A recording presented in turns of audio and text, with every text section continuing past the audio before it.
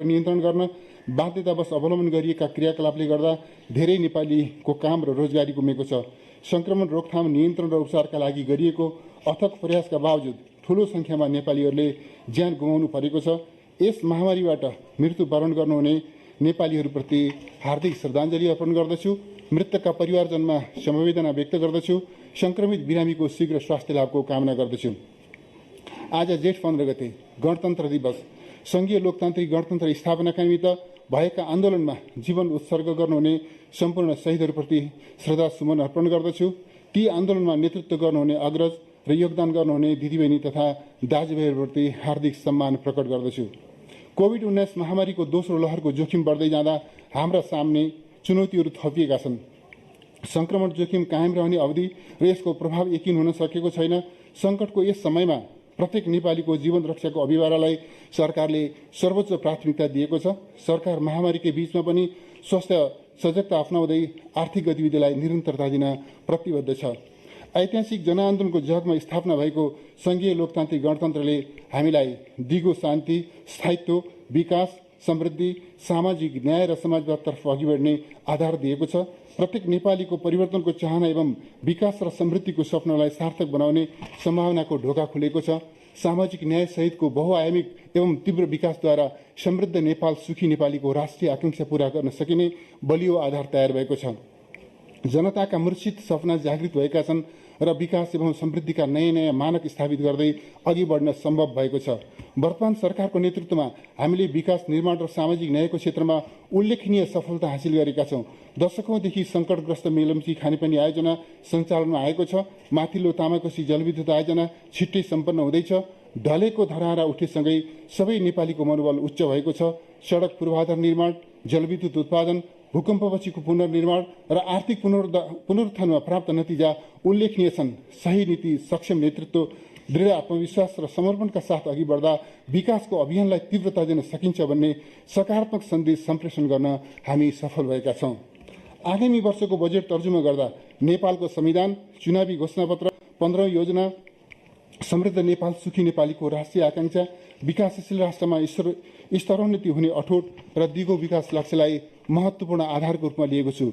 सबै प्रकारका सामाजिक आर्थिक विभेदको अन्त्य गर्दै विकास, समृद्धि र सामाजिक न्यायको यात्रालाई थप गतिशील बनाउने र समाजवादको आधार निर्माण गर्ने उद्देश्यबाट निर्देशित भएको छु।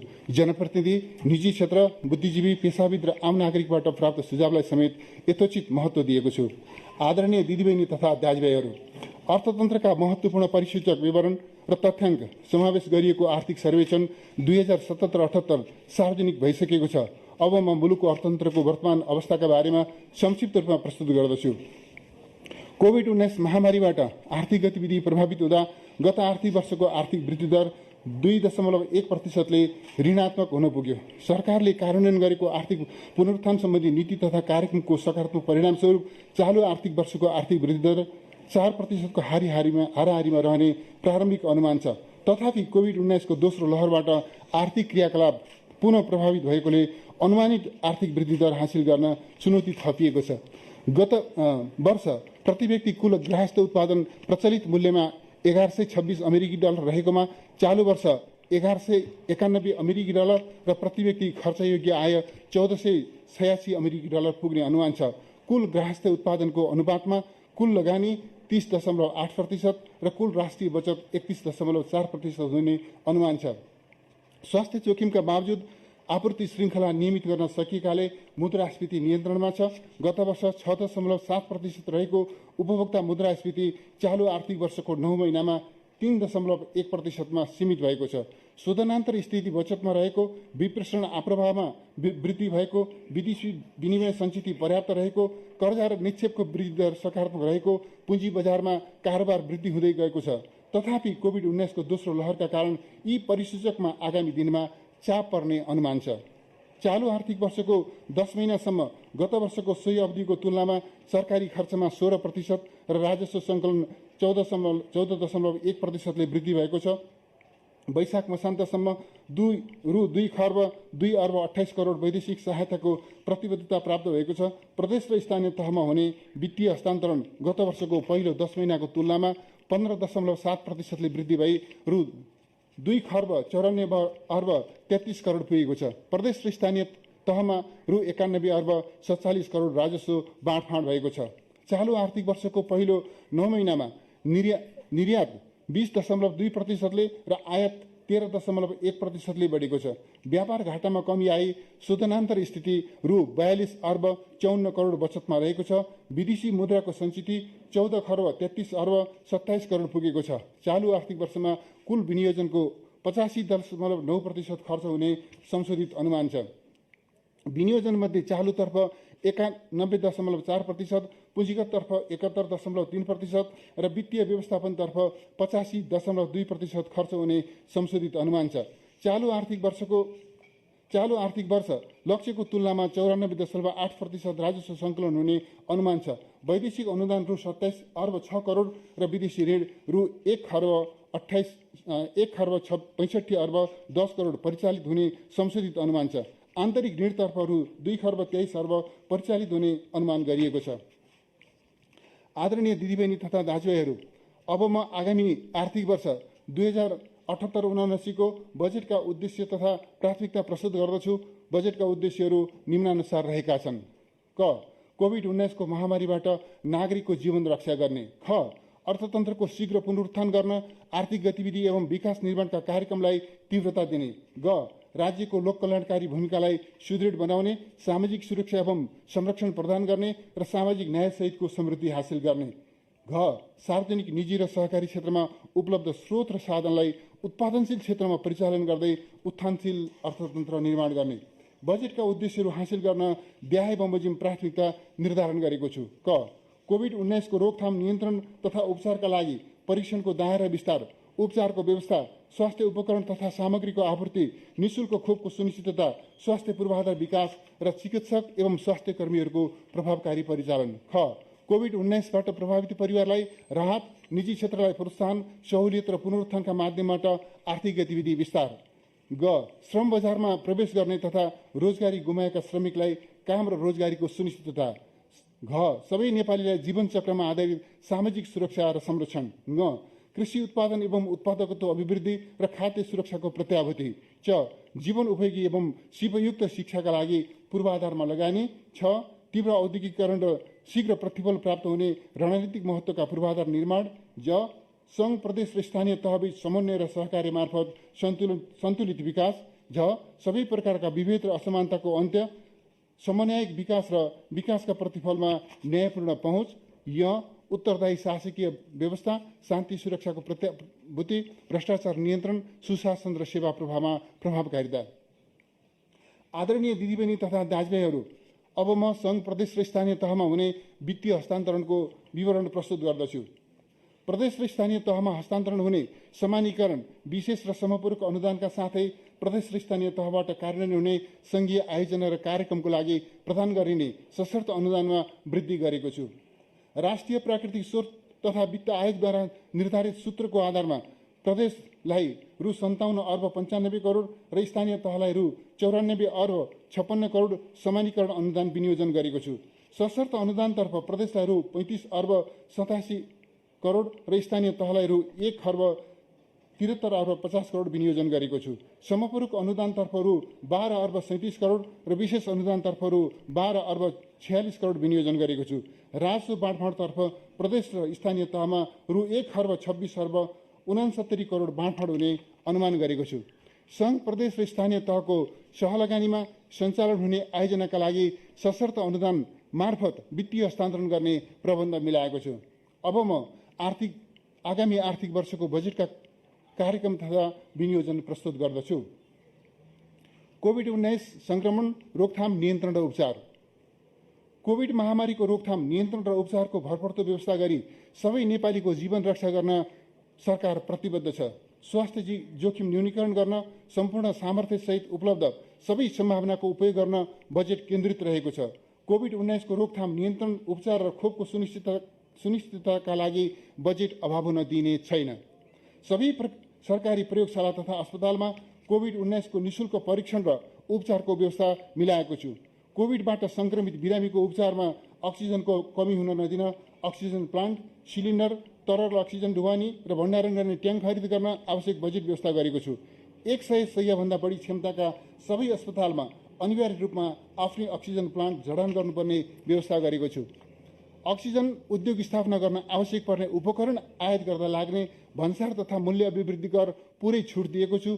सामुदायिक तथा निजी अस्पतालले अक्सिजन प्लान्ट जडान गरेमा लागतको 50% पुँजीगत अनुदान दिइनेछ। कोभिड-19 महामारी अवधिभर अक्सिजन उत्पादन गर्दा लाग्ने विद्युत महसुलमा 50% छुट दिने व्यवस्था मिलाएको छु। कोभिड-19 का बिरामीको उपचारका लागि आवश्यक पर्ने आइसियु, एचडियु, भेन्टिलेटर, टेस्ट किट्स लगायतका आवश्यक उपकरण खरिद गर्न रु 4 अर्ब विनियोजन गरेको छु।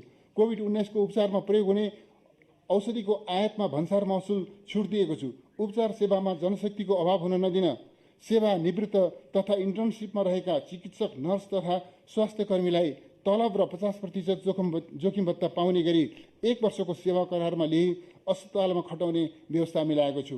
कोभिड-19 संक्रमण जोखिम नियन्त्रण गर्न अन्तर्राष्ट्रिय स्थलगत सीमा नाका तथा विमानस्थलमा हेल्थ डेस्क सञ्चालन र होल्डिङ सेन्टर स्थापना गरिनेछ। सबै स्थानीय तहमा क्वारेन्टिन निर्माण, कन्ट्र्याक्ट ट्रेसिङ, आइसोलेसन सेन्टर स्थापना, जनशक्तिको व्यवस्था एवं औषधि उपकरणको नियमित आपूर्ति गर्न आवश्यक रकम विनियोजन गरेको छु। अस्पतालमा शय्याको अभावमा स्वास्थ्य उपचार नपाउने अवस्था सृजना हुन दिइने छैन। कोभिड-19बाट संक्रमित भई घरमा रहेका बिरामीको स्वास्थ्य अवस्थाको निरन्तर निगरानी, परामर्श तथा उपचारको लागि घुम्ती सेवा, कल सेन्टर सञ्चालन, मनोसामाजिक परामर्श, आपतकालीन उपचार र अक्सिजन सपोर्ट लगायतका सेवा निशुल्क उपलब्ध गराउने व्यवस्था मिलाएको छु। वर्तमान जनउत्तरदायी सरकार सबै नेपाली दिदीबहिनी तथा दाजुभाइहरूलाई कोभिड-19 विरुद्ध निशुल्क खोप उपलब्ध गराउन प्रतिबद्ध छ। यस सन्दर्भमा विश्वका थोरै मुलुकहरूसँगै नेपालले पनि खोप अभियान सुरु गरेको र दक्षिण एसियामा खोपको दोस्रो प्रयोगकर्ता मुलुक भएको तथ्य स्मरण गर्न चाहन्छु। खोप लगाउन बाँकी सबै उमेर समूहका नेपालीलाई शीघ्रातिशीघ्र खोप सुनिश्चित गर्न सम्पूर्ण स्रोत र सामर्थ्यको उच्चतम प्रयोग गर्दै उत्पादक देश तथा कम्पनीबाट खोप प्राप्त गरी खोप अभियानलाई पूर्णता दिइनेछ। खोप व्यवस्थापनका लागि रु 26 अर्ब 75 करोड छुट्याएको छु। कोभिड-19बाट संक्रमित बिरामीको लागि सबै प्रकारका अस्पताल तथा स्वास्थ्य संस्थाबाट उपचार सेवा उपलब्ध गराउन सेन्ट्रल कमान्डको अवधारणा कार्यान्वयनमा ल्याइनेछ। विशेषज्ञ चिकित्सक, अक्सिजन तथा भेन्टिलेटर, आइसियु, एचडियु र शय्याको उपलब्धताको विवरण नियमित रूपमा सार्वजनिक जानकारी गर्ने व्यवस्था मिलाएको छु। कोभिड-19 को उपचारमा संलग्न हुने स्वास्थ्य कर्मी, प्रयोगशालामा काम गर्ने कर्मचारी, सफाई कर्मी र कोभिड रोकथाममा प्रत्यक्ष रूपमा खटिने सुरक्षाकर्मीलाई प्रोत्साहन स्वरूप प्रदान गरिने जोखिम भत्ता लगायतका अन्य सुविधा संक्रमण जोखिम कायम रहेको अवधिसम्मको लागि निरन्तरता दिएको छु। कोभिड-19 को रोकथाम, नियन्त्रण र उपचारका लागि रु 37 अर्ब 53 करोड विनियोजन गरेको छु। स्वास्थ्य प्रणालीमा सुधार, आधारभूत स्वास्थ्य सेवा निशुल्क पाउने नागरिकको मौलिक हक सुनिश्चित गरिनेछ। सरकारद्वारा निशुल्क वितरण हुँदै आएका 70 प्रकारका औषधि सबै स्वास्थ्य संस्थामा निरन्तर उपलब्ध हुने व्यवस्था मिलाइनेछ। औषधिको मूल्य र गुणस्तरको नियमित अनुगमन गरिनेछ। औषधि खरिदको लागि रु 5 अर्ब 60 करोड विनियोजन गरेको छु। विपन्न नागरिकलाई मुटु रोग, मृगुला रोग, cancer, Parkinson, Alzheimer's, spinal injury, head injury तथा सिकल सेल एनिमियाको उपचार गर्न हाल प्रदान गरेको अनुदान र 14 वर्ष मुनिका बालबालिका एवं 70 वर्षभन्दा माथिका ज्येष्ठ नागरिकको मुटु रोगको निशुल्क उपचार सुविधालाई निरन्तरता दिएको छु। यसको लागि रु 2 अर्ब 50 करोड विनियोजन गरेको छु। आगामी आर्थिक वर्षभित्र काठमाडौँ उपत्यकामा 300 शय्याको सुविधा सम्पन्न सरुवा रोग अस्पताल र सबै प्रदेशमा 50 शय्याको सरुवा रोग अस्पताल निर्माण गर्न रु 1 अर्ब 30 करोड विनियोजन गरेको छु। सबै जिल्ला अस्पतालमा प्रसुति तथा नवजात शिशु स्याहार सेवा सञ्चालनमा ल्याइनेछ। मातृ स्वास्थ्यमा सुधार ल्याउन हुम्ला, डोल्पा, मुगु, बझाङ लगायतका दुर्गम क्षेत्रका 20 जिल्लामा प्रसुति समय अगाडिको स्वास्थ्य जाँच र औषधिको सुविधा सहितको मातृ प्रतीक्षा गृह सञ्चालन गरिनेछ। विराटनगर, वीरगञ्ज, भुटवल र धनगढीका सरकारी अस्पतालमा निसन्तान दम्पतिको लागि आइभीएफ सेवा विस्तार गरिनेछ। आम नागरिकलाई गुणस्तरीय स्वास्थ्य सेवा सुनिश्चित गर्न यसै वर्षदेखि निर्माण कार्य थालनी गरिएका 397 स्थानीय तहका 5, 10 र 15 शय्याका आधारभूत अस्पताल 2 वर्षभित्र सम्पन्न गरी सञ्चालनमा ल्याइनेछ। आवश्यक अस्पताल स्थापना गर्न बाँकी रहेका स्थानीय तहमा आगामी आर्थिक वर्षभित्र निर्माण कार्य प्रारम्भ गरिनेछ। यसका लागि रु 6 अर्ब 15 करोड विनियोजन गरेको छु। स्थानीय स्तरमा सञ्चालन हुने बाल स्वास्थ्य तथा पोषण कार्यक्रमका लागि बजेट व्यवस्था गरेको छु। बालबालिकालाई बीसीजी, पोलियो, डीपीटी, दादुरा, टाइफाइड लगायतका 13 प्रकारका खोप सेवा प्रदान गरी मुलुकलाई आगामी वर्ष पूर्ण खोपयुक्त बनाउन बजेट व्यवस्था गरेको छु। आगामी वर्ष 6,20,000 बालबालिकालाई खोप सेवा उपलब्ध गराइनेछ। अस्पताल तथा स्वास्थ्य चौकीको विस्तारका साथै टेलिमेडिसिन, घुम्ती स्वास्थ्य सेवा, निशुल्क गर्भवती जाँच सेवा, प्रसुति सेवा, खोप सेवा, समुदायमा आधारित पुनर्स्थापना तथा प्रशामक सेवा मार्फत स्वास्थ्य सेवामा आम नागरिकको पहुँच स्थापित गरिनेछ। मुलुकभरका 52,000 महिला स्वास्थ्य सेविकालाई प्रदान गरिँदै आएको यातायात खर्चमा 7% वृद्धि गरी रु 12,000 पुर्याएको छु। आगामी 2 वर्षभित्र सबै स्थानीय तहलाई क्षयरोग मुक्त घोषणा गरिनेछ। मलेरिया, क्षयरोग, एड्स तथा यौन र कुष्ठरोग नियन्त्रणका कार्यक्रमका लागि रु 1,46 करोड बजेट व्यवस्था गरेको छु। परिवर्तित जीवनशैली, खानपान र वातावरणीय प्रदूषणको कारण बढ्दै गएको उच्च रक्तचाप, मधुमेह, मुटु तथा मृगौला रोग र क्यान्सर लगायतका नसर्ने रोगको निदान र उपचारका लागि दक्ष चिकित्सक र आधुनिक उपकरणसहित विशिष्टीकृत अस्पतालको स्थापना, स्तरोन्नति र विस्तार गर्ने व्यवस्था मिलाएको छु। 40 वर्षमाथिका नागरिकको रक्तचाप, पिसाब तथा रगतमा ग्लुकोज जाँच, स्तन क्यान्सर र पाठेघरको मुखको क्यान्सरको वर्षमा एकपटक निशुल्क परीक्षण गर्ने व्यवस्था मिलाएको छु। आगामी वर्ष 3 प्रदेशका 9 जिल्लामा पाठेघरको मुखको क्यान्सर विरुद्ध खोप कार्यक्रम सञ्चालन गरिनेछ। सबै मेडिकल कलेज, स्वास्थ्य विज्ञान प्रतिष्ठान र केन्द्रीय अस्पतालले कम्तीमा एउटा सरकारी अस्पतालमा नियमित रूपमा विशेषज्ञ सेवा सहितको स्याटेलाइट क्लिनिक सञ्चालन गर्नुपर्ने व्यवस्था मिलाइनेछ। 50 सयभन्दा बढी क्षमताका स्वास्थ्य संस्थाले महिनाको एकपटक आफ्नो सेवा क्षेत्रभित्र अनिवार्य रूपमा घुम्ती क्लिनिक सञ्चालन गर्नुपर्ने व्यवस्था मिलाइनेछ। 200 सयभन्दा बढी क्षमताका सामुदायिक एवं निजी अस्पतालमा मानसिक रोग उपचारको लागि न्यूनतम 10 सय छुट्याउनु पर्ने व्यवस्था गरिनेछ। 50 सयभन्दा बढी क्षमता भएका अस्पतालमा ज्येष्ठ नागरिक उपचार कक्ष निर्माण गरिनेछ। जटिल तथा घातक प्राकृतिक रोगको उपचारका लागि विदेश जानुपर्ने बाध्यताको अन्त्य गरी स्वदेशमा नै अन्तर्राष्ट्रिय स्तरको सेवा सुनिश्चित गर्न त्रिभुवन विश्वविद्यालय चिकित्सा शास्त्र अध्ययन संस्थान अन्तर्गत काठमाडौँको कीर्तिपुरमा nephrology, urology, neurology, neurosurgery, spinal surgery, cardiology, cardio surgery, pulmonology, gastroenterology र ग्यास्ट्रो सर्जरी लगायत रोगको विशिष्टीकृत उपचार सेवा, डायग्नोस्टिक सेन्टर र अध्ययन तथा अनुसन्धानका लागि 1,500 शय्याको अत्याधुनिक सुपर स्पेसिलिटी केन्द्रको निर्माण कार्य सुरु गरी आगामी 3 वर्षभित्र सञ्चालनमा ल्याउन बजेटको व्यवस्था गरेको छु। क्यान्सर रोगको अध्ययन अनुसन्धान र उपचार गर्न राष्ट्रिय क्यान्सर रोग अध्ययन संस्थान स्थापना गरी भक्तपुर क्यान्सर अस्पताल, बीपी कोइराला मेमोरियल क्यान्सर अस्पताल र सुशील कोइराला प्रखर क्यान्सर अस्पताललाई यस अध्ययन संस्थान मार्फत सञ्चालन गरिनेछ। मनमोहन कार्डियोभास्कुलर तथा ट्रान्सप्लान्ट केन्द्र, त्रिभुवन विश्वविद्यालय शिक्षण अस्पताल, बीपी कोइराला क्यान्सर अस्पताल, जीपी कोइराला राष्ट्रिय श्वास प्रश्वास केन्द्र, सुशील कोइराला प्रखर अस्पताल, रामराजा प्रसाद सिंह स्वास्थ्य विज्ञान प्रतिष्ठानको पूर्वाधार निर्माण गर्न रु 1,28 करोड विनियोजन गरेको छु। कान्ति बाल अस्पतालको आइसियु वार्ड लगायत पूर्वाधार निर्माण गर्न रु 34 करोड छुट्याएको छु। शहीद गङ्गालाल मुटुरोग अस्पतालको सेवा विस्तार गरी बाल मुटुरोग युनिट सञ्चालन एवं अपरेसन थिएटर स्तरोन्नति गर्न रु 58 करोड विनियोजन गरेको छु। वीर अस्पतालको विस्तारित सेवा सञ्चालन गर्न भक्तपुरको दुवाकोटमा अन्तर्राष्ट्रिय स्तरको अत्याधुनिक सुविधा सम्पन्न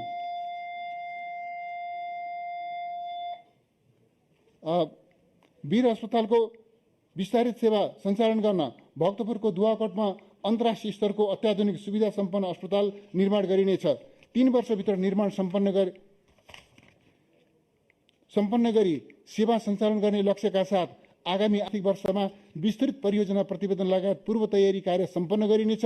भौतिक पूर्वाधार, उपकरण र दक्ष जनशक्ति व्यवस्थापन एकसाथ पूरा गरी अस्पताल सञ्चालनमा ल्याइनेछ।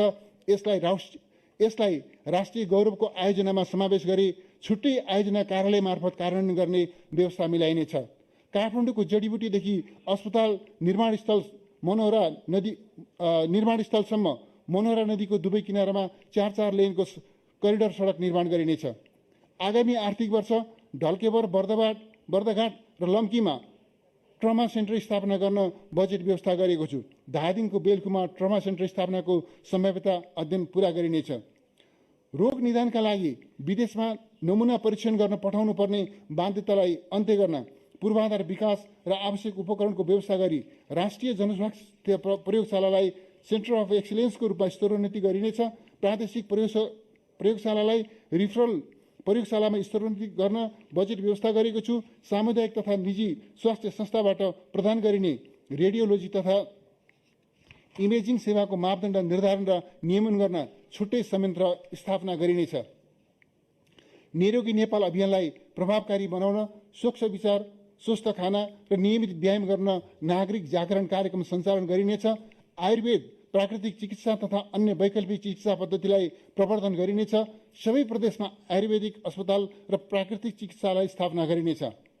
आगामी आर्थिक वर्षभित्र सबै स्थानीय तहमा स्वास्थ्य बीमा कार्यक्रम विस्तार गरी न्यूनतम 50% परिवारलाई बीमाको दायरामा ल्याइनेछ।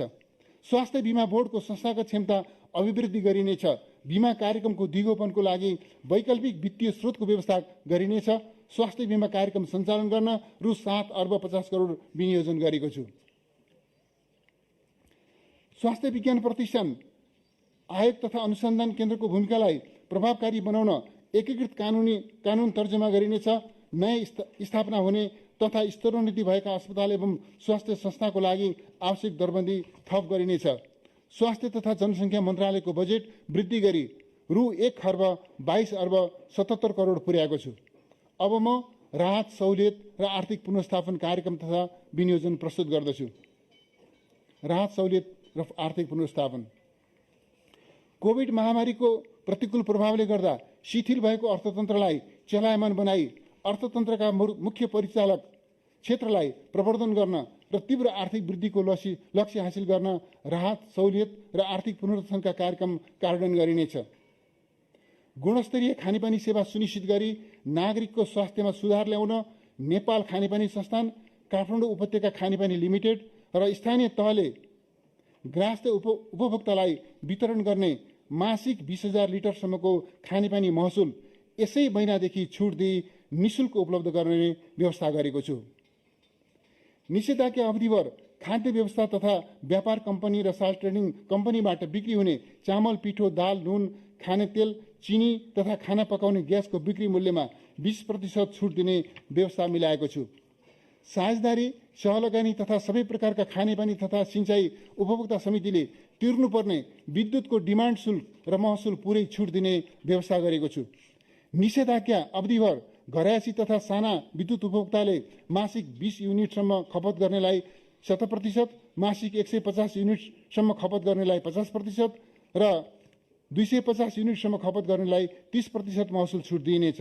उत्पादनमूलक उद्योग, होटल तथा चलचित्र उद्योगलाई निषेधाज्ञा अवधिको विद्युत डिमान्ड शुल्क छुट दिने व्यवस्था मिलाइनेछ। कोभिड-19 प्रभावित होटल, ट्राभल, ट्रेकिङ लगायतका पर्यटन व्यवसाय, सार्वजनिक यातायात, हवाई सेवा, चलचित्र उद्योग, हस्तकला उद्योग, सञ्चार गृह, विज्ञापन सेवा, tailoring, beauty parlour, health club जस्ता व्यवसायले आर्थिक वर्ष 2078-79 मा तिर्नुपर्ने इजाजत तथा नवीकरण दस्तुर छुट दिई स्वत नवीकरण हुने व्यवस्था मिलाएको छु। कोभिड महामारीका कारण सञ्चालनमा आउन नसकेका होटललाई आइसोलेसन सेन्टरको रूपमा सञ्चालन गरेमा नेपाल सरकारले निर्धारण गरेको मापदण्ड बमोजिमको रकम उपलब्ध गराउने व्यवस्था गरेको छु। होटल तथा पर्यटन क्षेत्रलाई उत्पादनमूलक उद्योग सरहको सुविधा उपलब्ध गराइनेछ। दूध, तरकारी, फलफूल, माछा, मासु लगायतका नाशवान उपभोग्य वस्तुको उत्पादन स्थलदेखि नजिकको बजार केन्द्रसम्म सहज आपूर्ति गर्न लाग्ने ढुवानी भाडामा 25% अनुदान उपलब्ध गराउने व्यवस्था मिलाएको छु। साना किसानका लागि धानको बिउ खरिदमा स्थानीय तह मार्फत 50% अनुदान उपलब्ध गराइनेछ। सार्वजनिक विद्यालय तथा क्याम्पसका उच्च माध्यमिक र सोभन्दा माथिल्लो तहमा अध्ययनरत विद्यार्थीलाई वैकल्पिक सिकाइमा सहयोग पुर्याउने उद्देश्यका साथ एक थान ल्यापटप खरिद गर्न रु 80,000 सम्म 2 वर्ष अवधिको 1% ब्याज दरमा कर्जा उपलब्ध गराउने व्यवस्था मिलाएको छु। 16 वर्षभन्दा माथि उमेरका विद्यार्थीलाई एक थान सिम कार्ड निःशुल्क उपलब्ध गराइनेछ। सामाजिक सुरक्षा कोषमा आबद्ध श्रमिक तथा रोजगारदाताले जम्मा गर्नुपर्ने 2078 जेठ र असार महिनाको योगदान रकम नेपाल सरकारले बिहोर्ने गरी बजेट छुट्याएको छु। घरेलु, साना, मझौला तथा ठूला उद्योग, पर्यटन, निजी शैक्षिक संस्था, यातायात, चलचित्र उद्योग तथा सञ्चार गृहमा कार्यरत श्रमिक तथा कर्मचारीको पारिश्रमिक भुक्तानी तथा व्यवसाय सञ्चालनका लागि स्थापना गरिएको व्यावसायिक निरन्तरता कोषलाई आगामी आर्थिक वर्षमा पनि निरन्तरता दिएको छु। सरकारी र सरकारी स्वामित्वका निकायको घर, गोदाम वा जग्गा भाडामा लिई व्यवसाय गरेका व्यवसायीहरूले निषेधाज्ञा अवधिको भुक्तानी गर्नुपर्ने भाडामा 50% सम्म छुट दिने व्यवस्था मिलाइनेछ। सार्वजनिक खरिद संस्थाको हर्जना नलाग्ने गरी 6 महिनासम्म म्याद थप गर्ने र बैंक ग्यारेन्टीको अवधि बढाउँदा थप दस्तुर नलिने व्यवस्था मिलाएको छु। निर्माण व्यवसायलाई चालू पुँजी व्यवस्थापनमा सहयोग पुर्याउन रिटेन्सन मनी बापतको 50% रकम बराबरको बैंक ग्यारेन्टी राखी फिर्ता लिन पाउने व्यवस्था मिलाइनेछ। निर्माण व्यवसायको क्षमता अभिवृद्धि तथा व्यावसायिक हितका लागि निर्माण व्यवसाय कोषको रकम परिचालन गरिनेछ। कोभिड-19 प्रभावित व्यवसायका लागि नेपाल राष्ट्र ब्याङ्कबाट 5% ब्याज दरमा प्रदान गरिँदै आएको पुनर्कर्जा सुविधालाई निरन्तरता दिएको छु। पुनर्कर्जाको सुविधा उपयोग गर्न पाउने व्यवसायको क्षेत्र र रकमको सीमा विस्तार गरिनेछ। लघु, साना तथा मझौला उद्योग, व्यवसाय, कृषि, युवा उद्यम, महिला उद्यम तथा वैदेशिक रोजगारबाट फर्किएका व्यक्तिहरूका लागि प्रदान गरिने सहुलियतपूर्ण कर्जाको सीमा र क्षेत्र विस्तार गरिनेछ। यसका लागि 5% ब्याज अनुदान दिन रु 13 अर्ब विनियोजन गरेको छु। आन्तरिक पर्यटनलाई प्रवर्धन गर्न निजामती सार्वजनिक संस्थान र प्रतिष्ठानका कर्मचारीलाई 10 दिनको पारिश्रमिक बराबरको रकमसहित पर्यटन कार्ड उपलब्ध गराइनेछ।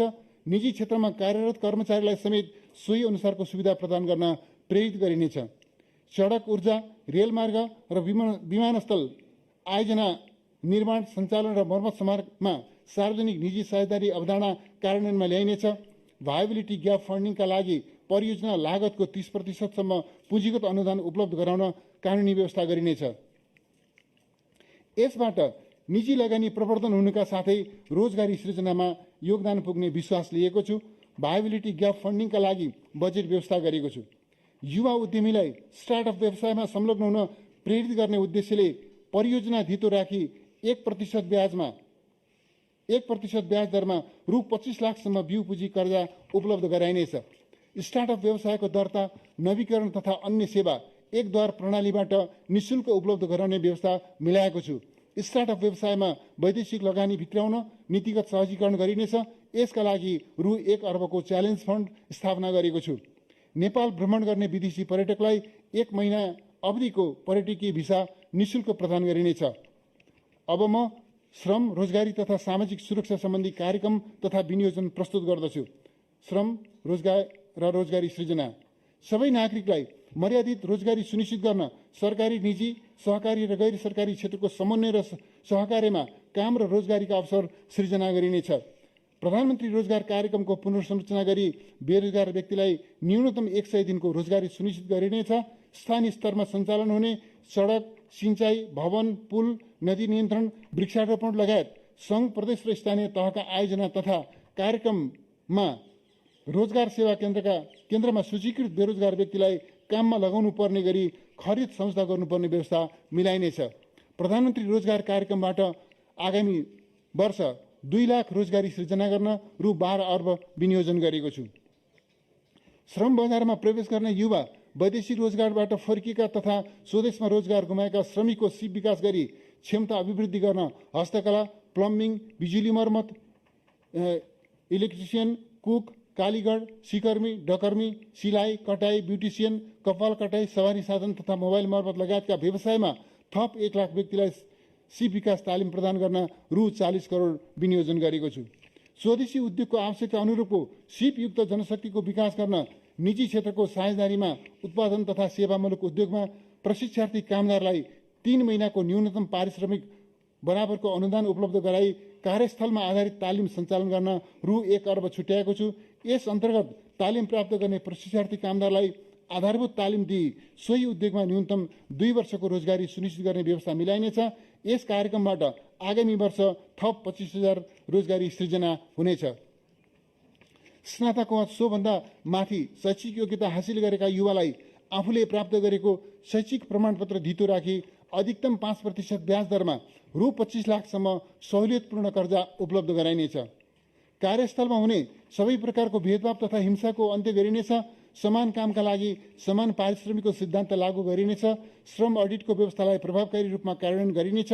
श्रमिकको हक हित व्यवसायजन्य स्वास्थ्य तथा सुरक्षा, न्यूनतम पारिश्रमिक र श्रम कानुनको परिपालना सुनिश्चित गरिनेछ। औद्योगिक प्रतिष्ठान तथा सङ्गठित क्षेत्रमा कार्यरत श्रमिक एवं कामदारको निःशुल्क सामूहिक दुर्घटना बिमा गर्ने व्यवस्था मिलाइनेछ।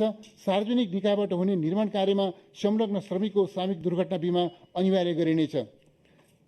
सामाजिक सुरक्षा र संरक्षण। जीवनचक्रमा आधारित सामाजिक सुरक्षा र संरक्षणको अवधारणा अनुरूप गर्भावस्थामा स्वास्थ्य जाँच र पोषण, बाल्यावस्थामा निःशुल्क खोप पोषण र आधारभूत शिक्षा र छात्रवृत्तिको व्यवस्था, युवा अवस्थामा शिक्षा, स्वास्थ्य र रोजगारीको प्रत्याभूति, वृद्धावस्थामा निःशुल्क उपचार र मर्यादित जीवन सुनिश्चित गर्न सरकार प्रतिबद्ध छ। तदनुरूप सबै प्रकारका सामाजिक सुरक्षा भत्तामा 33% वृद्धि गरी ज्येष्ठ नागरिकको मासिक भत्ता रु 4,000 पुर्याएको छु। सामाजिक सुरक्षा भत्ताको लागि रु 1 खर्ब विनियोजन गरेको छु। अनाथ, दलित, अपाङ्गता भएका र विपन्न परिवारका बालबालिकालाई प्रदान गरिने बाल संरक्षण अनुदानको रकममा 1/3 वृद्धि गरेको छु। अशक्त, असहाय एवं परित्यक्त व्यक्तिको संरक्षणको दायित्व नेपाल सरकारले वहन गर्नेछ। सबै प्रकारका बालश्रमको अन्त्य गरिनेछ। आवश्यक सेवा सुविधा, उपचार र बासको प्रबन्ध गरी सडक मानवमुक्त नेपाल निर्माण गरिनेछ। बालबालिकाको खोज तलास, संरक्षण र पुनर्स्थापना गरी सडक बालबालिका मुक्त नेपालको अवधारणा कार्यान्वयन गरिनेछ। यस कार्यमा क्रियाशील सङ्घ संस्थाहरूलाई प्रोत्साहन गर्न अनुदान उपलब्ध गराइनेछ। सबै प्रदेशमा अपाङ्गता पुनर्स्थापना केन्द्र स्थापनाको लागि सम्भाव्यता अध्ययन गरिनेछ। बौद्धिक अपाङ्गता भएका बालबालिकाको उपचार सेवालाई सहज र प्रभावकारी बनाइनेछ। अपाङ्गता भएका व्यक्तिले प्रयोग गर्ने सहायक सामग्रीको उत्पादन गर्ने संस्थालाई अनुदान उपलब्ध गराउने व्यवस्थालाई निरन्तरता दिएको छु। सार्वजनिक भौतिक संरचना पूर्वाधार तथा यातायातका साधनहरू अपाङ्ग मैत्री बनाइनेछ। योगदानमा आधारित निवृत्ति भरण कोष ऐनमा संशोधन गरी प्राध्यापक, शिक्षक लगायत अन्य राष्ट्र सेवकलाई समेत यस प्रणालीमा आबद्ध गरिनेछ। योगदानमा आधारित सामाजिक सुरक्षा कोषको दायरालाई फराकिलो बनाई स्वरोजगार व्यक्ति, असङ्गठित क्षेत्रका श्रमिक एवं करार र ज्यालादारीमा कार्यरत श्रमिकलाई समेत आबद्ध गरिनेछ। श्रम, रोजगार तथा सामाजिक सुरक्षा मन्त्रालयको लागि रु 14 अर्ब विनियोजन गरेको छु। महिला, बालबालिका र ज्येष्ठ नागरिक। राज्यका सबै अङ्गमा लैङ्गिक समानताको नीति अवलम्बन गरिनेछ। नेपाल सरकारबाट अनुदान प्राप्त गरी सञ्चालन हुने निकायको कार्यकारी तहमा न्यूनतम 33% महिला सहभागिता सुनिश्चित गरिनेछ। राष्ट्रपति महिला उत्थान कार्यक्रमको माध्यमबाट महिला उद्यमशीलता विकास गरिनेछ। विपन्न महिलालाई सिपमूलक तालिम दिई आय आर्जनका क्रियाकलापमा संलग्न गराइनेछ। सबै स्थानीय तहमा महिला उद्यमशीलता सहजीकरण केन्द्र स्थापना गरिनेछ। दुर्गम क्षेत्रका गर्भवती तथा सुत्केरी महिलाको हवाई उद्धार गर्ने कार्यलाई थप प्रभावकारी बनाइनेछ। सामाजिक कलङ्कको रूपमा रहेको दाइजो प्रथाको अन्त्य गरिनेछ। महिला विरुद्धका कुरीति, भेदभाव र हिंसा अन्त्य गर्न सामाजिक जागरण, सशक्तिकरण, महिला शिक्षाका कार्यक्रम सञ्चालन गरिनेछ। महिला हिंसा विरुद्ध कडा कानुनी प्रबन्ध गरिनेछ। घरेलु हिंसामा परेका बेवारिसी महिलालाई संरक्षण गर्न भक्तपुरको सूर्य विनाकमा मङ्गला साना पुनर्स्थापना केन्द्र निर्माण गरिनेछ। विपन्न, दलित, आदिवासी, जनजाति, एकल महिला, अपाङ्गता भएका महिला, बादी, कमलरी, कमैया, चेपाङ, राउटे, लोपोन्मुख, सीमान्तकृत लगायत वञ्चितीकरणमा परेका सबै समुदायका महिला तथा किशोरीको आय आर्जन क्षमता विकास र सशक्तिकरणका कार्यक्रम सञ्चालन गरिनेछ। बालबालिकाको मानसिक र शारीरिक विकासका लागि पोषणयुक्त खाना, गुणस्तरीय स्वास्थ्य सेवामा पहुँच, खेलकुद तथा मनोरञ्जनका अवसर प्रदान गरिनेछ। स्थानीय तहसँगको साझेदारीमा 15 स्थानमा बाल उद्यान तथा बाल मनोरञ्जन स्थल निर्माण गरिनेछ। बाल बालिकाको सर्वाङ्गीण विकास र बाल साहित्यको प्रवर्धन गर्न बाल प्रज्ञा प्रतिष्ठान स्थापना गरिनेछ। बाल बालिकाको अन्तर्निहित प्रतिभा प्रस्फुटन गराई बहुआयामिक विकास गर्न झापाको दमकमा गुणस्तरीय शिक्षा सहितको चिल्ड्रेन प्याराडाइज स्थापना गरिनेछ। मोरङ, भक्तपुर, कास्की र बाँकी जिल्लामा सरकारी स्तरबाट बाल सुधार गृह सञ्चालन गरिनेछ। तनहुको ढकालटारमा व्यवस्थित बाल सुधार गृह निर्माण गर्न बजेट व्यवस्था गरेको छु। बाल अधिकारको संरक्षण, प्रवर्धन र नियमन गर्न देशभरका सबै स्थानीय तहमा बाल कल्याण अधिकारी तोकिनेछ। 100 शैय्याभन्दा ठूला स्वास्थ्य संस्थामा ज्येष्ठ नागरिकका लागि अलग वार्ड स्थापना गरी उपचार गर्ने व्यवस्था मिलाइनेछ। ज्येष्ठ नागरिकका लागि मिलन केन्द्र, दिवा सेवा केन्द्र र आरोग्य आश्रम सञ्चालन गरिनेछ। काठमाडौँको गोठाटारमा अस्पतालको सुविधासहित 500 क्षमताको ज्येष्ठ नागरिक आवास निर्माण गर्न आवश्यक रकम व्यवस्था गरेको छु। एकल महिला, विधवा, विधुर शारीरिक र मानसिक रूपमा अशक्त, असहाय, आफ्नो परिवार र संरक्षण नभएका ज्येष्ठ नागरिकका लागि निःशुल्क औषधोपचार र संरक्षणको व्यवस्था गरिनेछ। अल्जाइमस लगायतका बुढौलीका रोगबाट प्रभावित ज्येष्ठ नागरिकको निःशुल्क औषधोपचारको व्यवस्था गरिनेछ। महिला, बालबालिका तथा ज्येष्ठ नागरिकको क्षेत्रमा रु 1,20 करोड विनियोजन गरेको छु।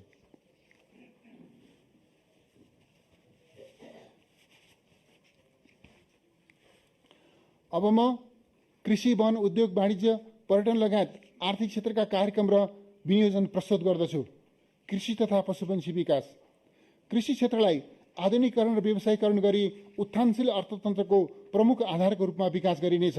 कृषि उपजको मूल्य श्रृङ्खलाबाट उत्पादक किसान लाभान्वित हुने व्यवस्था गरिनेछ। कृषि उत्पादनको विविधीकरण एवं विशिष्टीकरण मार्फत उत्पादकत्व अभिवृद्धि गरी नागरिकको खाद्य एवं पोषण अधिकार सुनिश्चित गरिनेछ। कृषि योग्य जमिनको चक्राबन्दी गरी कौबलियत, सामूहिक र करार खेती गर्न प्रोत्साहित गरिनेछ। प्रधानमन्त्री कृषि आधुनिकीकरण परियोजनाको प्रभावकारिता वृद्धि गरिनेछ। कृषि, बाली, मत्स्य र पशुपन्छी उत्पादन लगायतका 71 जोन सञ्चालनमा ल्याइनेछ। रबर खेतीको प्रवर्धन गर्न रबर जोन सञ्चालनमा ल्याइनेछ। पकेट क्षेत्रमा कम्बाइन्ड हार्भेस्टर, पावर टिलर, कल्टिभेटर, रोटाभेटर, हारो लगायतका उपकरण खरिद गरी स्थानीय तहलाई सशर्त अनुदान उपलब्ध गराइनेछ। आयोजना क्षेत्रका कृषकलाई प्राविधिक सहयोग उपलब्ध गराउन कृषि विषयका स्नातक तहमा अध्ययनरत 300 विद्यार्थीलाई इन्टर्नको रूपमा खटाइनेछ। सबै जिल्लाका कृषि ज्ञान केन्द्रमा कृषि स्नातक उत्तीर्ण गरेका एक जना प्राविधिकलाई 1 वर्षको लागि करारमा लिई खटाइनेछ। यस परियोजना कार्यान्वयनका लागि रु 7,98 करोड विनियोजन गरेको छु। उपयोगमा नआएका सरकारी कृषि र कृषि फर्म र बाँझो जमिनमा व्यावसायिक खेती गर्न निजी क्षेत्रलाई लिजमा दिने नीति अवलम्बन गरिनेछ। पहाडी क्षेत्रका भोजपुर, नुवाकोट, बैतडी लगायतका जिल्लामा फलफुल र हिमाली क्षेत्रका मनाङ, मुस्ताङ, म्याग्दी, डोल्पा लगायतका जिल्लामा व्यावसायिक पशुपालनका लागि निजी क्षेत्रलाई प्रोत्साहन गर्न बजेट व्यवस्था गरेको छु। कृषि योग्य भूमिको वर्गीकरण एवं माटो परीक्षण गरी भौगोलिक एवं मौसमी अनुकूलताको आधारमा बाली लगाउन प्रोत्साहन गरिनेछ। माटो जाँच प्रयोगशालाको क्षमता अभिवृद्धि गरी डिजिटल सोइल म्यापिङ प्रणाली कार्यान्वयनमा ल्याइनेछ।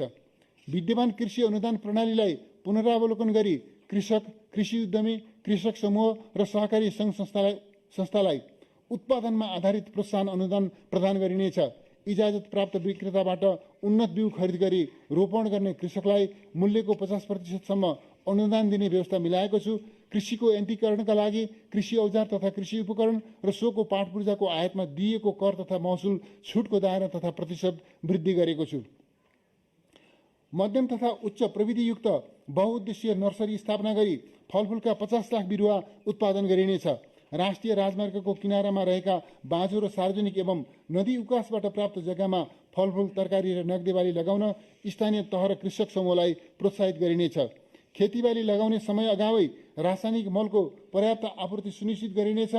3 वर्षभित्र रासायनिक मल कारखाना स्थापना गर्ने गरी प्रारम्भिक कार्य अघि बढाउन बजेट छुट्याएको छु। रासायनिक मलमा प्रदान गरिने अनुदानलाई वृद्धि गरी रु 12 अर्ब पुर्याएको छु।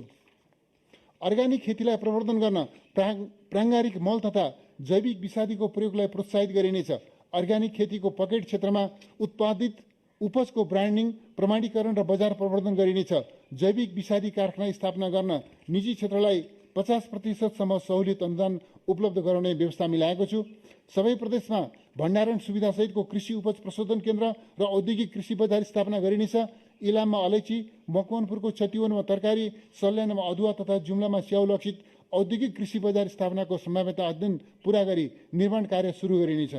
न्यूनतम समर्थन मूल्य तोकिएका धान, गहुँ र मकै लगायतका कृषि उपजको भण्डारण गरी आपूर्ति व्यवस्थापनलाई सहज एवं नियमित बनाउन खाद्य व्यवस्था तथा व्यापार कम्पनी र कृषि सहकारी मार्फत खरिद गर्ने व्यवस्था मिलाइनेछ।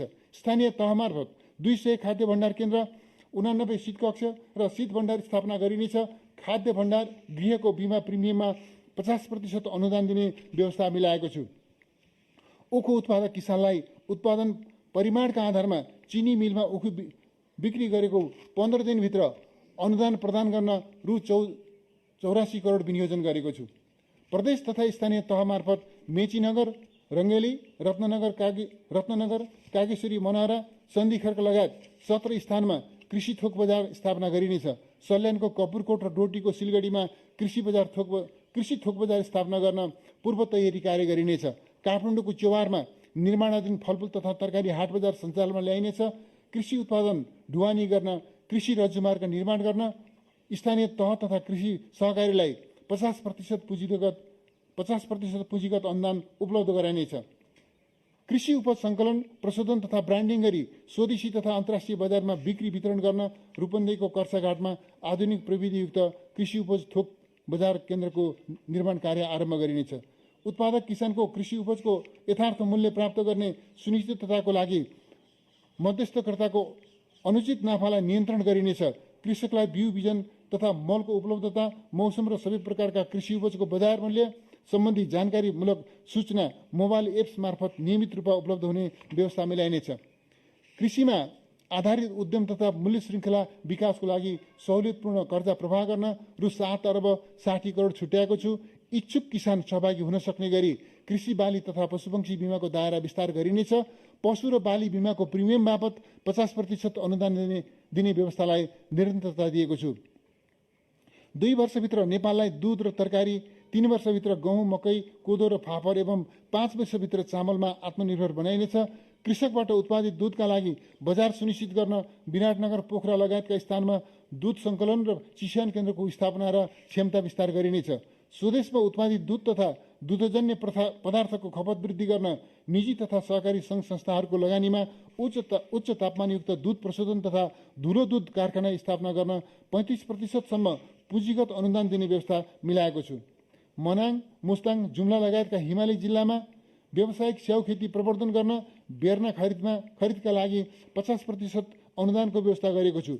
सोलुखुम्बु, जाजरकोट, बैतडी लगायतका 9 जिल्लामा मिसन ओखर कार्यक्रम सञ्चालन गरिनेछ। भोजपुर, काभ्रे, पर्वत, स्याङ्जा, दाङ, डडेलधुरा लगायतका 10 जिल्लामा व्यावसायिक कागती खेती विस्तार कार्यक्रम सञ्चालन गरिनेछ। सुधारिएको गोठ निर्माण, पशुदाना, आहार र घाँसको उत्पादन तथा चरण क्षेत्र विकास एवं विस्तारका लागि कार्यक्रम सञ्चालन गरिनेछ।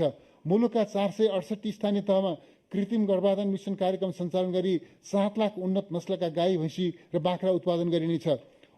उच्च प्रजननमान भएका स्रोत पशु स्वदेशमै उत्पादन गरिनेछ। कृत्रिम गर्भाधान सेवा निःशुल्क उपलब्ध गराइनेछ। गाई, भैँसी र कुखुरामा लाग्ने महामारी रोग नियन्त्रणको लागि खोप उत्पादनमा नेपाललाई आत्मनिर्भर बनाइनेछ। पशु स्वास्थ्य सुधार कार्यक्रमका लागि आवश्यक रकम विनियोजन गरेको छु। सबै प्रदेशमा स्वच्छ र व्यवस्थित नमुना पशुपक्षी वधशाला निर्माण गरी सञ्चालनमा ल्याउन निजी क्षेत्रलाई सहुलियत र प्रोत्साहन गरिनेछ। विराटनगर, पोखरा, सुर्खेत र धनगढीमा आधुनिक पशु वधशाला स्थापना गरिनेछ। कृषि अनुसन्धानमा लगानी वृद्धि गरिनेछ। नेपाल कृषि अनुसन्धान परिषदबाट अन्नबाली, तरकारी तथा फलफूलका वर्णशंकर जात विकास गरिनेछ। रैथाने प्रजातिका बिउ बिजन र नस्ललाई संरक्षण गर्न विश्वविद्यालयसँग सहकार्य गरिनेछ। कृषि उत्पादन वृद्धिका लागि प्रत्येक 2 वर्षमा बिउ फेर्न किसानलाई प्रोत्साहित गरिनेछ। नेपाल कृषि अनुसन्धान परिषदको लागि रु 3 अर्ब विनियोजन गरेको छु। कृषि अनुसन्धानमा आधुनिक प्रविधिको सैद्धान्तिक एवं व्यावहारिक ज्ञान प्रदान गर्न 2 वर्षभित्र झापाको चन्द्रडाँगी, सर्लाहीको नवलपुर लगायत सबै प्रदेशका एक कृषि फर्मलाई सेन्टर अफ एक्सिलेन्सको रूपमा विकास गरी सञ्चालनमा ल्याइनेछ। अब कोही भोकै पर्दैन, भोकले कोही मर्दैन भन्ने सरकारको सङ्कल्पलाई व्यावहारिक रूपमा कार्यान्वयन गर्न भूमिहीन किसान, दलित र आर्थिक तथा सामाजिक दृष्टिले पछाडि परेका वर्ग र समुदायमा खाद्य एवं पोषणको पहुँच विस्तार गरिनेछ। भोकमरी तथा खाद्य असुरक्षाको जोखिममा रहेका व्यक्ति, परिवार, वर्ग र समुदायलाई खाद्यान्न उपलब्ध गराई भोकमरी अन्त्य गरिनेछ। खाद्य वस्तुको स्वच्छता एवं गुणस्तर कायम गर्न अनुगमन गर्ने निकायको क्षमता अभिवृद्धि गरिनेछ। राष्ट्रिय खाद्य तथा दाना रिफरेन्स प्रयोगशालालाई अन्तर्राष्ट्रिय मापदण्ड अनुरूप विकास गरी खाद्य स्वच्छता परीक्षणको क्षेत्र र दायरा विस्तार गरिनेछ। प्रमुख कृषि थोक तथा हाट बजारमा विषादी अवशेष परीक्षणका लागि घुम्ती सेवा सुरु गरिनेछ। कृषि तथा पशुपक्षी विकासतर्फ रु 45 अर्ब 9 करोड विनियोजन गरेको छु। सिंचाई, कृषियोग्य जमिनमा नदी पथान्तरण, नहर, लिफ्ट, कुलो तथा भूमिगत सिंचाई प्रणालीको माध्यमबाट सिंचाई सुविधा पुर्याई कृषि उत्पादन र उत्पादकत्व वृद्धि गरिनेछ। निर्माणाधीन आयोजना निर्धारित समयमै सम्पन्न गर्न, सम्भाव्यता अध्ययन पूरा भएका सिंचाई आयोजना निर्माण प्रारम्भ गर्न र सिंचाई प्रणालीको नियमित मर्मत समार गर्न प्राथमिकताका साथ बजेट छुट्याएको छु। आगामी वर्ष थप 29,400 हेक्टर कृषियोग्य जमिनमा सिंचाई सुविधा विस्तार गरिनेछ। सिक्टा सिंचाई आयोजनाको पश्चिम मूल नहरबाट थप 2000 हेक्टर भूमिमा सिंचाई सुविधा पुर्याइनेछ। आयोजनाको पूर्वी खण्डमध्ये आगामी वर्ष थप 20 किलोमिटरको मूल नहर र 12 किलोमिटर शाखा नहर निर्माण सम्पन्न गरी थप 5000 हेक्टर जमिनमा सिंचाई सुविधा विस्तार गरिनेछ। सिक्टा सिंचाई आयोजनाको सम्पूर्ण निर्माण कार्य आगामी 2 वर्षभित्र सम्पन्न गरिनेछ। यसका लागि रु 1 अर्ब 56 करोड छुट्याएको छु। रानी जमरा कोलरिया सिंचाई आयोजनाको पहिलो चरण अन्तर्गतको 9 किलोमिटर मूल नहर निर्माण कार्य आगामी वर्ष सम्पन्न गरी थप 3000 हेक्टर भूमिमा सिंचाई सुविधा पुर्याइनेछ। दोस्रो चरण अन्तर्गत लम्की एक्सटेन्सनको कान्द्रा खोलासम्मको 15 किलोमिटर मूल र 5 किलोमिटर शाखा नहर निर्माण सम्पन्न गरिनेछ। आगामी 3 वर्षभित्र यस आयोजनाको सम्पूर्ण कार्य सम्पन्न गरी 20,300 हेक्टर भूमिमा सिंचाई सुविधा पुर्याइनेछ। आयोजना अन्तर्गतको विद्युत गृहबाट 4.7 मेगावाट विद्युत उत्पादन गरिनेछ। यस आयोजनाको लागि रु 2 अर्ब 35 करोड विनियोजन गरेको छु। महाकाली सिंचाई आयोजनाको तेस्रो चरण अन्तर्गत 10 किलोमिटर मूल नहर निर्माण र ब्रह्मदेव मण्डिस क्षेत्रमा शाखा नहर निर्माण गरी 2900 हेक्टर जमिनमा सिंचाई सुविधा उपलब्ध गराउन रु 1 अर्ब 25 करोड विनियोजन गरेको छु। बबई सिंचाई आयोजनाको पश्चिम खण्डको बाँकी 8 किलोमिटर नहर निर्माण सम्पन्न गर्न रु 1 अर्ब 44 करोड विनियोजन गरेको छु। प्रगन्ना, बड्कापथ, बागमती, पालुङटार, बृहदाङ उपत्यका लगायत साना मझौला र ठूला सतह सिंचाई आयोजना निर्माण गर्न रु 1 अर्ब 61 करोड विनियोजन गरेको छु। यी आयोजनाहरूबाट आगामी वर्ष थप 400 हेक्टर कृषियोग्य जमिनमा सिंचाई सुविधा उपलब्ध हुनेछ। सुरुङको माध्यमबाट एक नदीको पानी अर्को नदीमा पठान्तरण गरी खानेपानी, सिंचाई र विद्युतका लागि बहुउद्देश्य प्रयोग गर्ने प्रविधिबाट हामी जलस्रोतको उपयोग गर्न नयाँ युगमा प्रवेश गरेका छौँ। निर्माणाधीन नदी पथान्तरण आयोजना समयमा नै सम्पन्न गरिनेछ। सम्भावनायुक्त स्थानमा नदी पथान्तरण आयोजना सञ्चालन गरी झापादेखि कञ्चनपुरसम्मका तराईका भूभागमा सिंचाई सुविधा विस्तार गरिनेछ। निर्माणाधीन भेरी बबई पथान्तरण बहुउद्देश्य आयोजनाको हेडवर्क्स निर्माण कार्य आगामी आर्थिक वर्षमा सम्पन्न गरिनेछ। 2 वर्षभित्र बाँके र बर्दिया जिल्लाका थप 15,000 हेक्टर भूमिमा सिंचाई सुविधा विस्तार गर्नुका साथै 48 मेगावाट क्षमताको विद्युत गृह निर्माण सम्पन्न गरिनेछ। यस आयोजनाका लागि रु 3 अर्ब 7 करोड विनियोजन गरेको छु। 9 मोरे बहुउद्देश्य नदी पथान्तरण आयोजनाको डिपिआर तयारी गरी निर्माण सुरु गर्न बजेट व्यवस्था गरेको छु। तराई मधेसका धनुषा, महोत्तरी, सर्लाही, रौतहट लगायत प्रदेश नम्बर 2 का 1,22,000 हेक्टर कृषियोग्य भूमिमा सिंचाई सुविधा उपलब्ध गराई समग्र प्रदेशको आर्थिक रूपान्तरणको आधार तयारी गर्ने सुनकोशी मरिन बहुउद्देश्य नदी पथान्तरण आयोजनाको टनेल निर्माण कार्यलाई तीव्रता दिइनेछ। आगामी आर्थिक वर्ष हेडवर्क्स र विद्युत गृह निर्माण सुरु गरिनेछ। आयोजनाको निर्माण सम्पन्न हुँदा सम्पूर्ण कमान्ड एरियाको कृषि भूमिमा सिंचाई सुविधा पुर्याउने गरी मूल र शाखा नहर निर्माण सम्पन्न गरिनेछ। आयोजनाको सम्पूर्ण काम 4 वर्षभित्र सम्पन्न गरिनेछ। यस आयोजनाका लागि रु 2 अर्ब 46 करोड विनियोजन गरेको छु। आगामी वर्ष तमोर, चिस्याङ, कालीगण्डकी तिनाउ नदी पथान्तरण आयोजनाको विस्तृत परियोजना प्रतिवेदन तयारी गर्नुका साथै आयोजना कार्यान्वयनको ढाँचा निर्धारण र स्रोत व्यवस्थापनको काम सम्पन्न गरी निर्माण कार्य प्रारम्भ गरिनेछ। माडी, दाङ र पश्चिम सेती कैलाली नदी पथान्तरण आयोजनाको विस्तृत परियोजना प्रतिवेदन तयार गर्न बजेट छुट्याएको छु। आगामी आर्थिक वर्ष समृद्ध तराई मधेस सिंचाई विकास कार्यक्रम अन्तर्गत झापा, सप्तरी, उदयपुर, चितवन, नवलपरासी पूर्व, दाङ, बर्दिया, कञ्चनपुर लगायत 25 जिल्लाको 20,000 हेक्टर खेतीयोग्य भूमिमा सिंचाई सुविधा विस्तार गर्न 5,000 स्यालो ट्युबवेल र 200 डिप ट्युबवेल जडान गरिनेछ। यस कार्यक्रमका लागि रु 2 अर्ब 34 करोड विनियोजन गरेको छु। एकीकृत ऊर्जा तथा सिंचाई विशेष कार्यक्रम अन्तर्गत सुनकोशी, त्रिशुली, कालीगण्डकी, राप्ती, भेरी, कर्णाली र चमेलिया लगायतका नदी किनाराका टार तथा फाँटमा लिफ्टिङ गरी 600 हेक्टर कृषियोग्य भूमिमा सिंचाई सुविधा विस्तार गर्न आवश्यक रकम व्यवस्था गरेको छु। पहाडी क्षेत्रका कृषियोग्य भूमिमा सिंचाई सुविधा पुर्याउन स्थानीय तह र समुदायको सहभागितामा पोखरी निर्माण गरिनेछ। यसका लागि स्थानीय तहलाई वित्तीय हस्तान्तरण गरिनेछ। नदी नियन्त्रण तथा जलाधार संरक्षण, मानव बस्तीको सुरक्षा र कृषियोग्य भूमिको संरक्षण र जमिन उकास गरी स्थानीय तह मार्फत उत्पादनशील उपयोग गर्न नदी नियन्त्रणका कार्यक्रम सञ्चालन गरिनेछ। कन्काई, रतुवा, कमला, लालबकैया, बाणगंगा, पश्चिम राप्ती, कर्णाली र महाकाली नदी नियन्त्रणका कार्यक्रमको लागि रु 3 अर्ब 91 करोड विनियोजन गरेको छु।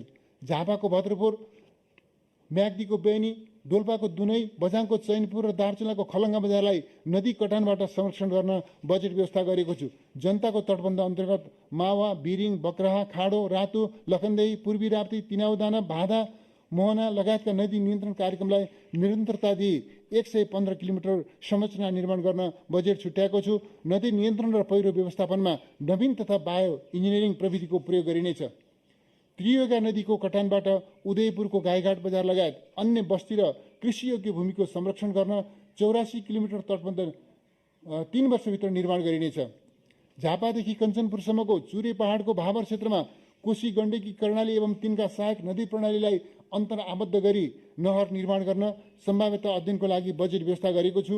यसबाट तराईको सिंचाई प्रणालीलाई व्यवस्थित गर्न, जलचक्रलाई निरन्तरता दिन, जलयात्रा एवं पर्यटन प्रवर्धन गर्न तथा तराईमा हुने बाढी, डुबान र नदी कटानका समस्या समाधान गर्न सहयोग पुग्ने अपेक्षा गरेको छु। जलाधार संरक्षण र सिंचाई सुविधा विस्तारका लागि ताल तलैया संरक्षण तथा ड्याम निर्माणका कार्यक्रम सञ्चालन गरिनेछ। रूपाताल एकीकृत विकास परियोजना अन्तर्गतका कार्यक्रम सञ्चालन गर्न रु 27 करोड छुट्याएको छु। मौसम सम्बन्धी सूचना सङ्कलनका लागि पाल्पा र उदयपुरमा मौसमी राडार तथा काठमाडौँ उपत्यकामा एक्स ब्यान्ड राडार जडान गरिनेछ। टेलिभिजनमा मौसम च्यानल सञ्चालन गरिनेछ। थप स्थानमा जल तथा मौसम मापन केन्द्र स्थापना गर्न बजेट व्यवस्था गरेको छु। सिंचाई तथा नदी नियन्त्रण क्षेत्रको लागि बजेट वृद्धि गरी रु 31 अर्ब 86 करोड पुर्याएको छु। भूमि व्यवस्था सार्वजनिक र सरकारी जग्गाको संरक्षण गर्न सरकार प्रतिबद्ध छ। गैर कानुनी रूपमा कब्जा गरिएका सार्वजनिक, सरकारी र गुठी जग्गाको खोज तथा पहिचान गरी फिर्ता ल्याउने कार्यलाई तीव्रता दिइनेछ। सडक र सोको राइट अफ वे लगायत नेपाल सरकारले अधिग्रहण गरेको वा खरिद गरेको सम्पूर्ण भूमिको कित्ताकाट गरी आगामी आर्थिक वर्षभित्र नेपाल सरकारको नाममा कायम गरिनेछ। भूमि सम्बन्धी समस्या समाधान आयोग मार्फत भूमिहीन दलित, भूमिहीन सुकुम्बासी, पूर्व कमलारी, पूर्व कमैया, हरवा, चरवा तथा अव्यवस्थित बसोबासीको पहिचान गरी लगत सङ्कलन, नाप नक्साङ्कन, सत्यापन र अभिलेखाङ्कन कार्य सम्पन्न गरी आगामी आर्थिक वर्षभित्र जग्गा धनी दर्ता प्रमाण पूर्जा वितरण गरिनेछ। यसका लागि रु 68 करोड विनियोजन गरेको छु। नेपाल सरकार र स्थानीय तहको सहलगानीमा प्रत्येक प्रदेशमा भूमि ब्याङ्कका कम्तीमा 50 शाखा स्थापना गरी आगामी वर्षभित्र सञ्चालनमा ल्याइनेछ।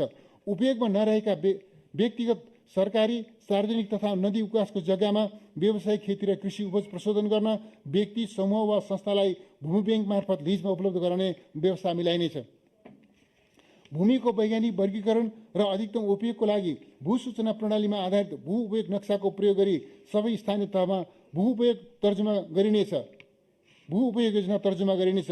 योजना लागू गर्ने स्थानीय तहलाई प्रोत्साहन स्वरूप थप अनुदान उपलब्ध गराउने व्यवस्था मिलाएको छु। जग्गा सम्बन्धी सबै अभिलेखको डिजिटल प्रति भू अभिलेख सूचना व्यवस्थापन प्रणालीबाट उपलब्ध गराइनेछ।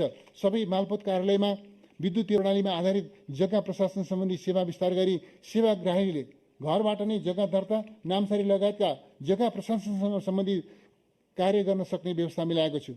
आगामी आर्थिक वर्षभित्र कित्ता नापी, नक्सा, फिल्डबुक र प्लट रजिस्टर सम्बन्धी सेवा विद्युतीय माध्यमबाट प्राप्त गर्न सकिने गरी मेरो कित्ता प्रणाली सबै जिल्लामा कार्यान्वयनमा ल्याइनेछ।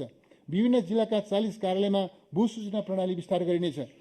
भू सूचना सङ्कलन, सर्वेक्षण र नाप नक्साङ्कन गर्न अत्याधुनिक लाइडर प्रविधिको प्रयोगलाई निरन्तरता दिँदै आगामी आर्थिक वर्ष मेचीदेखि नारायणीसम्मका तराईका 15,000 वर्ग किलोमिटर क्षेत्रको नाप नक्साङ्कन कार्य सम्पन्न गर्न रु 43 करोड विनियोजन गरेको छु। आगामी 3 वर्षभित्र देशका सबै भूभागको नाप नक्साङ्कन सम्पन्न गरिनेछ। सहकारी तथा गरिबी निवारण सहकारी क्षेत्रलाई अर्थतन्त्रको महत्त्वपूर्ण आधारस्तम्भको रूपमा विकास गरिनेछ। वित्तीय पहुँच विस्तार, सामाजिक एवं आर्थिक सशक्तिकरण र उत्पादनशील क्षेत्रमा सहकारी सङ्घ संस्थालाई परिचालन गरिनेछ। भूमिहीन, सुकुम्बासी, दलित एवं पिछडिएका वर्ग र समुदायलाई सहकारी संस्थामा आबद्ध गरी उद्यमशीलता विकासका कार्यक्रम सञ्चालन गरिनेछ। सहकारी सङ्घ संस्थालाई स्थानीय कच्चा पदार्थमा आधारित घरेलु तथा साना उद्योगको प्रवर्धन, स्थानीय उत्पादनको भण्डारण, प्रशोधन, प्याकेजिङ र बजारीकरणका लागि प्रोत्साहित गरिनेछ। सहकारी सङ्घ संस्थालाई कृषि तथा पशुपक्षीजन्य उत्पादनको प्रशोधन गरी मूल्य श्रृङ्खला विकास गर्न सहुलियतपूर्ण कर्जा दिने व्यवस्था गरेको छु। सहकारी सङ्घ संस्थालाई स्थानीय तहसँगको साझेदारीमा कृषि बजार केन्द्र स्थापना गर्न सहयोग उपलब्ध गराइनेछ। कृषि सामग्री भण्डारण गर्न साबिकका साझा सहकारी संस्थाका गोदाम मर्मत गरी सञ्चालनमा ल्याउन स्थानीय तहलाई सशर्त अनुदान प्रदान गरिनेछ। सहकारीको माध्यमबाट खाद्यान्न, दलहन, तरकारी, फलफुल, चिया, अलैँची, कफी खेती गर्न आवश्यक पर्ने बिउ, बिजन, यन्त्र र उपकरण खरिदमा अनुदान दिने व्यवस्था मिलाएको छु। रोजगारीका अवसर विस्तार गर्ने सहकारी सङ्घ संस्थाको क्षमता अभिवृद्धि र संस्थागत सुदृढीकरणका लागि प्राविधिक सहयोग र प्रतिफलमा आधारित अनुदान उपलब्ध गराइनेछ। सहकारी क्षेत्रको सुदृढीकरणका लागि बजेट व्यवस्था गरेको छु। आगामी वर्ष सबै जिल्लाका गरिब घर परिवारलाई राज्य सुविधा परिचय पत्र वितरण गर्ने काम सम्पन्न गरिनेछ। सरकारको तर्फबाट प्रदान गरिने गरिब लक्षित सबै सेवा सुविधालाई सोही परिचय पत्रसँग आबद्ध गरिनेछ। गरिबीसँग विश्वेश्वर कार्यक्रमलाई निरन्तरता दिएको छु। गरिबी निवारण कोषलाई खारेज गरेको छु। कोषमा आबद्ध करिब 32,000 सामुदायिक समूहलाई सहकारीमा रूपान्तरण गरिनेछ। समूहले परिचालन गरेको रु 19 अर्ब आवर्ती कोषलाई सहकारीको बिउ पुँजीको रूपमा उपयोग गरी गरिबी निवारणका कार्यक्रम सञ्चालन गरिनेछ। भूमि व्यवस्था, सहकारी तथा गरिबी निवारण मन्त्रालयको लागि रु 8 अर्ब 21 करोड विनियोजन गरेको छु। वन विकास, काष्ठ, गैर काष्ठ र जडीबुटीमा आधारित वनजन्य उद्यमलाई रोजगारी र आर्थिक उपार्जनसँग आबद्ध गरी उद्यमशीलता प्रवर्धन गरिनेछ। मुलुकको आर्थिक समृद्धिमा वन क्षेत्रको योगदान अभिवृद्धि गर्न दिगो वन व्यवस्थापनको राष्ट्रिय मापदण्ड कार्यान्वयनमा ल्याइनेछ। राष्ट्रपति सूर्य संरक्षण कार्यक्रम अन्तर्गत शिवालिक तथा महाभारत क्षेत्रमा 200 पोखरी निर्माण गरी भूमिगत जल पुनर्भरण गरिनेछ। सूर्य क्षेत्रका 164 नदी प्रणालीमा भूक्षय नियन्त्रणका कार्यक्रम सञ्चालन गरिनेछ। यस कार्यक्रमका लागि रु 1 अर्ब 53 करोड विनियोजन गरेको छु।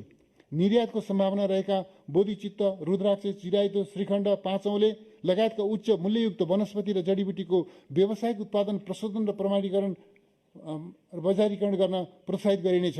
भौगोलिक सम्भाव्यताका आधारमा वनस्पति एवं जडीबुटीका नर्सरी विकास गरिनेछ। जडीबुटी बालीको बिमा गरी प्रिमियम रकममा 50% अनुदान दिने व्यवस्था मिलाएको छु। राष्ट्रिय निकुञ्ज, आरक्ष, संरक्षित क्षेत्र, मध्यवर्ती क्षेत्र, सिमसार, वनस्पति उद्यान र सामुदायिक वनमा जैविक विविधता र प्राकृतिक सौन्दर्यमा आधारित पर्यटन पूर्वाधार विकास गरिनेछ।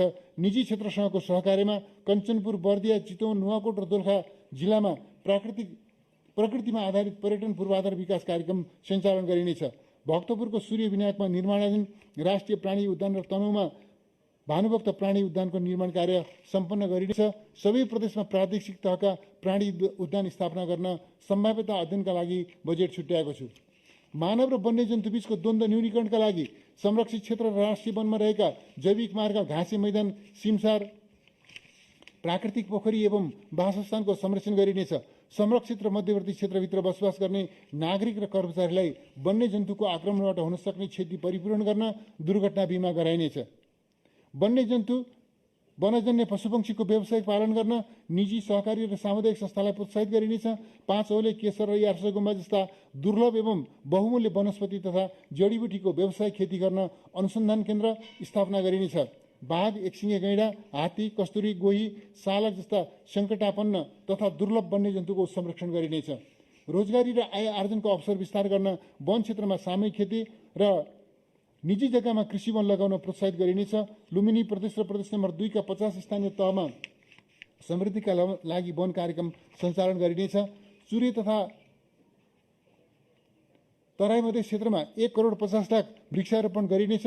शहरी क्षेत्रका सडक किनारा, आवास क्षेत्र र खुला क्षेत्रमा फलफुलका बिरुवा रोपी हरित सहर विकास गरिनेछ।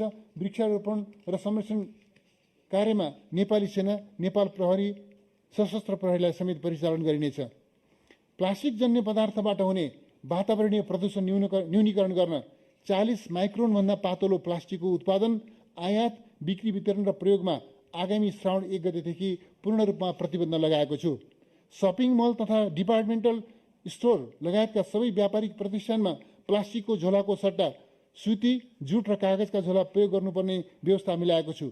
40 माइक्रोनभन्दा पातलो प्लास्टिक झोला वा सिट उत्पादन गर्ने उद्योगले पुरानो मेसिनको पाट पूर्जा प्रतिस्थापन गरी नयाँ जडान गरेमा हुने थप लगानी बराबरको रकम पुँजीगत अनुदान उपलब्ध गराइनेछ।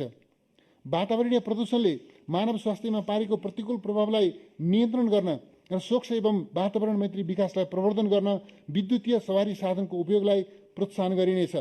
पेट्रोलियम पदार्थबाट सञ्चालन हुने हलुका सवारी साधनलाई सम्मत 2088 सम्ममा विद्युतीय सवारी साधनले विस्थापित गर्ने रणनीतिक योजना तर्जुमा गरी कार्यान्वयन गरिनेछ। यसका लागि अवलम्बन गर्नुपर्ने नीति, छुट तथा सुविधा र पूर्वाधार विकासका सम्बन्धमा सुझाव दिन विज्ञ सहितको कार्यदल गठन गरिनेछ। पेट्रोलियम पदार्थबाट सञ्चालन हुने सवारी साधनलाई विद्युतीय सवारी साधनमा रूपान्तरण गरेमा 5 वर्षसम्म नवीकरण शुल्क र सडक निर्माण तथा सम्भार दस्तुर छुट दिने व्यवस्था मिलाएको छु। रौतहट, बारा, पर्सा, चितवन, बाँके, बर्दिया, कैलाली र कञ्चनपुर लगायतका तराई मधेसका 13 जिल्लामा कार्बन उत्सर्जन न्यूनीकरण कार्यक्रम सञ्चालन गर्न बजेट छुट्याएको छु। जलवायु परिवर्तनको प्रतिकूल प्रभाव न्यूनीकरण गर्न स्थानीय समुदायको क्षमता अभिवृद्धि गरिनेछ। इलाम, राजविराज, जोमसोम, दिपाल लगायतका स्थानमा वायु गुणस्तर मापन केन्द्र स्थापना गरिनेछ। वायु, ध्वनि तथा जल प्रदूषण सम्बन्धी क्षेत्रगत मापदण्ड अद्यावधि गरी कार्यान्वयन गरिनेछ। वन तथा वातावरण मन्त्रालयका लागि रु 14 अर्ब 13 करोड छुट्याएको छु।